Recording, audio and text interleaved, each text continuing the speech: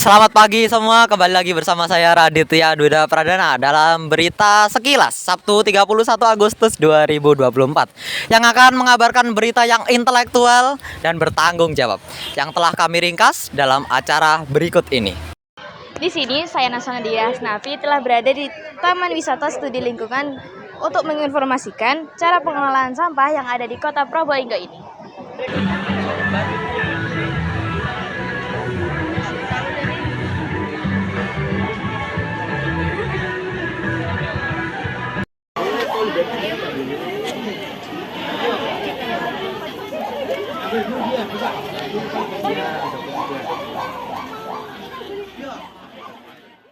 Assalamualaikum warahmatullahi wabarakatuh.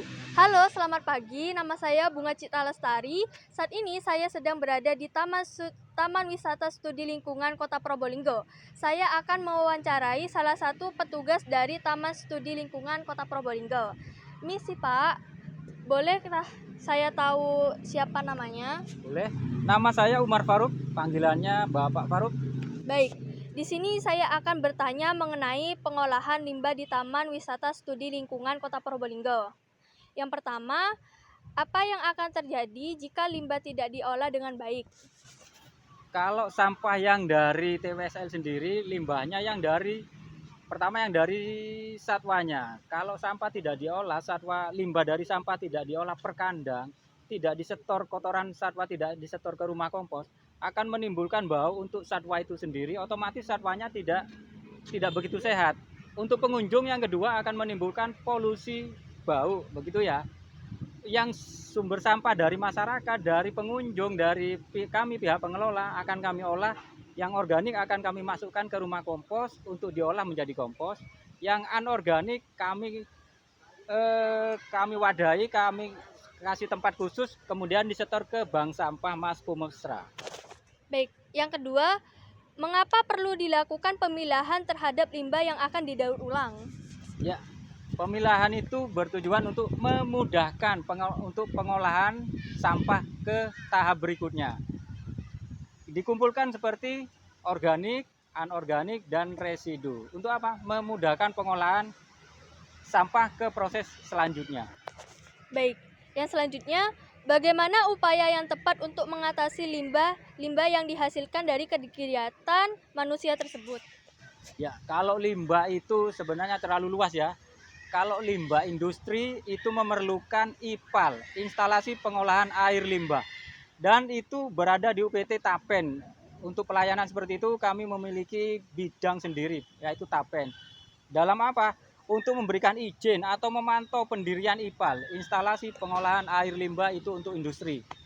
Kalau untuk rumah tangga, biasanya ini ditangani oleh Dinas PUPR. Ini menggunakan sampah sedot tinja itu ya. Yang dari masyarakat, sampah dari masyarakat, limbah dari masyarakat, kami kelola di TPA, Taman Pemrosesan Akhir. Baik, yang selanjutnya, metode apa saja yang dapat dilakukan untuk menanggulangi masalah pengolahan limbah? Untuk pengolahan limbah banyak sekali adik. Yang di TPA kami menggunakan open dumping. Open dumping itu kenapa kami menggunakan itu? Karena di sana masih tercampur organik, anorganik, residu. Jadi pengolahan TPA kami menggunakan sistem open dumping. Apa itu open dumping? Pengelolaan sampah dengan cara ditumpuk di suatu tempat, kemudian di atasnya kita kasih lapisan tanah setinggi sampah yang ditumpuk di situ untuk mempercepat proses pengolahan sampahnya, seperti itu. Baik, pertanyaan terakhir, bagaimana sistem pengolahan sampah di TWSL Probolinggo saat ini? Khusus di TWSL untuk pemilihan sampahnya kami menggunakan 3 tempat sampah, merah, kuning, hijau, organik, anorganik, dan residu. Berikutnya sampah ini kami kelola, kami olah menjadi pupuk kompos dan lubang sampah organik. Baik, mungkin itu saja dari saya. Maaf Bapak mengganggu waktunya. Terima kasih juga sudah menjawab pertanyaan dari saya. Kurang lebihnya saya mohon maaf dan terima kasih. Di sini saya akan menanyai dampak negatif dan positif kepada salah satu wisatawan di Taman Wisata Studi Lingkungan. Permisi, boleh tahu namanya siapa? Boleh, nama saya Sari Elisa. Menurut kamu sebagai wisatawan di taman ini, dari kebersihannya itu bagaimana? Dari kebersihannya itu di sini kurang kurang bersih sedikit, banyak daun-daun yang berjatuhan, daun-daun yang kering gitu.